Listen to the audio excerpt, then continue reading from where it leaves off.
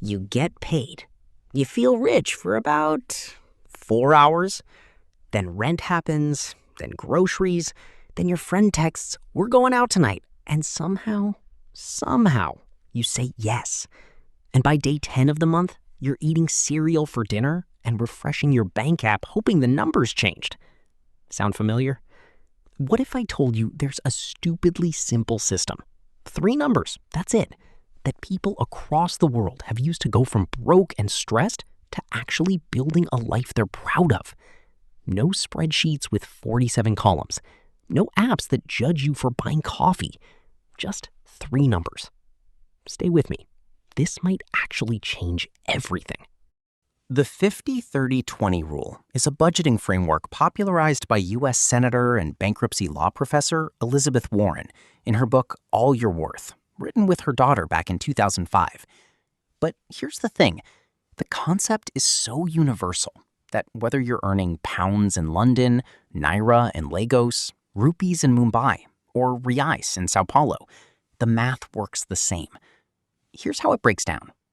You take your after-tax income, that's the money that actually hits your account, and you divide it like this. 50% goes to your needs, 30% goes to your wants, 20% goes to your savings and debt. That's it. That's the whole rule. Now, before you say, "But my life is complicated," I hear you. We're going to get into all of that. But first, let's actually understand what goes in each bucket, because this is where most people get it wrong. Needs. These are the things that keep you alive and functional. If you skip paying them, something bad happens. Lights go off, you get evicted, you can't get to work. We're talking rent or mortgage, utilities, electricity, water, internet, groceries, the basic kind, not the let me buy artisanal oat milk kind. Transportation, bus fare, fuel, car payments if it's your only way to work, and minimum debt payments, because ignoring debt is a trap. Notice what is not a need: a Netflix subscription, eating out, that gym membership you've used twice this year. Those go somewhere else. The goal is to keep your needs at or below 50%. If you're above that, we'll talk about what to do. Don't panic yet. Now the fun one, wants. This is the category most budgets completely ignore. And that is exactly why most people give up on budgeting within 2 weeks. You are a human being. You deserve joy. You should be allowed to have fun with your money. Wants include dining out and takeaways, streaming services, games, hobbies, travel and holidays, concerts, movies, events, and shopping beyond the basics. That new outfit, the sneakers, the skincare haul. Here's the mindset shift. This isn't guilt money. This is planned pleasure. You're not overspending. You're spending intentionally. Big difference.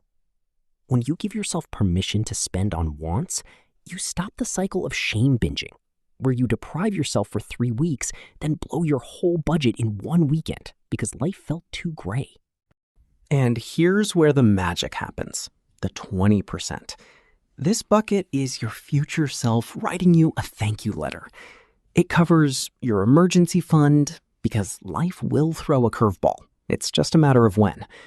Retirement savings or pension contributions, investments, stocks, index funds, whatever fits your country and comfort level. And paying off debt above the minimum, because interest is literally the enemy. Here's something nobody talks about enough. The order matters.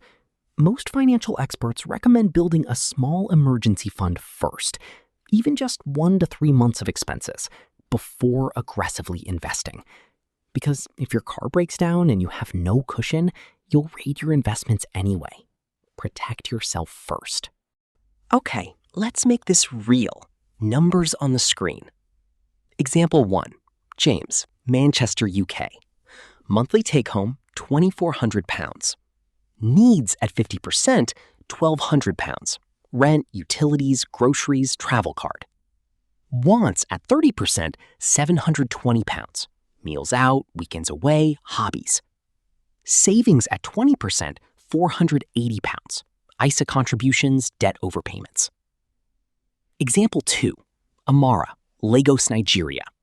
Monthly take-home, 250,000 naira. Needs at 50%, 125,000 naira. Rent, transport, food, data. Wants at 30%, 75,000 naira. Outings, subscriptions, clothes. Savings at 20%, 50,000 naira. Emergency fund, investments. Example 3. Priya, Bangalore, India. Monthly take-home, 60,000 rupees. Needs at 50%, 30,000 rupees. Rent, food, commute. Wants at 30%, 18,000 rupees. Dining, entertainment, self-care. Savings at 20%, 12,000 rupees. Mutual funds, emergency stash.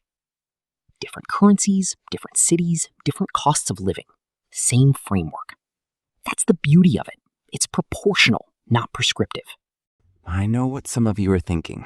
My rent alone is more than 50% of my income. This rule is a joke. Fair. In cities like London, Sydney, New York, or Toronto, housing costs are absolutely wild. And in many developing economies, the cost of living versus income ratio is brutal. So here's the thing. The 50-30-20 rule is a target, not a verdict. If your needs are currently at 65%, that's information, not failure. It tells you one of 3 things. You need to reduce costs, maybe a cheaper place, a side hustle, cutting a subscription or 2.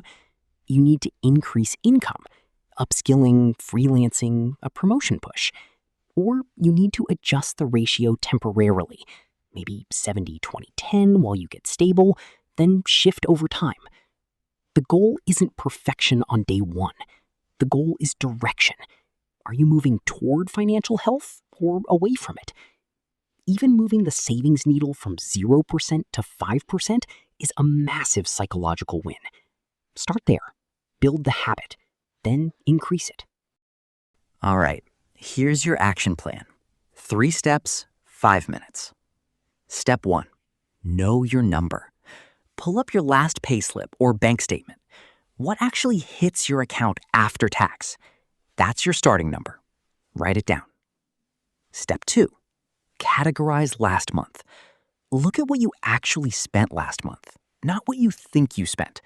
Sort every transaction into needs, wants, or savings. Be honest. No judgment, just data. Step 3. Set your targets. Using your actual income, calculate what 50%, 30%, and 20% look like.